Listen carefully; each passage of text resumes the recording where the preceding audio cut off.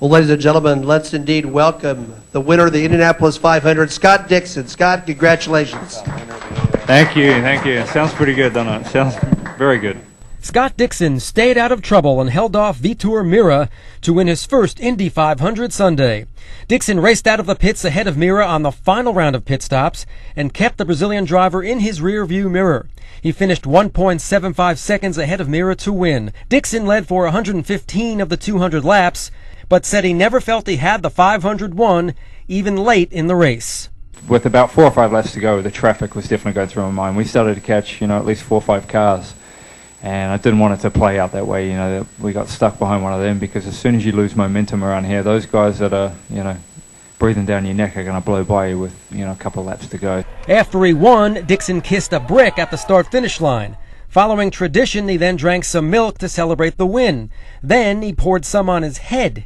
I don't know. It's almost like you're in a dreamland. It was quite crazy. It's something that you sort of expect somebody to maybe pinch you and you wake up and you're just sort of sleeping in your bed back at home. So Danica Patrick failed to finish the 500 for the first time in 4 tries through no fault of her own. She was clipped on pit road by Ryan Briscoe with 29 laps to go, breaking the left rear suspension on her car. Patrick was clearly mad after the incident. She climbed out of the car and marched angrily toward Briscoe's pit stall. A track security official stopped her before she could get there. Patrick complained of a handling problem and never seriously challenged for the lead, coming in 22nd. Tony Kanaan was involved in a more violent crash on the track in a race that produced 8 caution periods.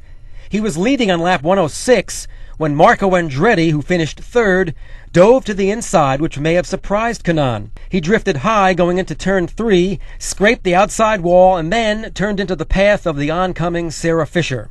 I kept the car as far on the bottom of the racetrack as possible.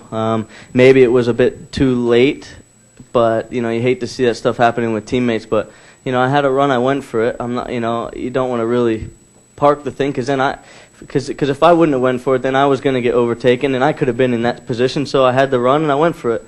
And obviously, if a little bit of that is my fault, I feel absolutely horrible. But I was worried about it when it happened too. What did I do? And then all I can do is concentrate on the race at that time. But this day belongs to Scott Dixon, who started from the pole and won the Borg-Warner trophy in the 92nd running of the Indy 500. Steve Karmazin, The Associated Press.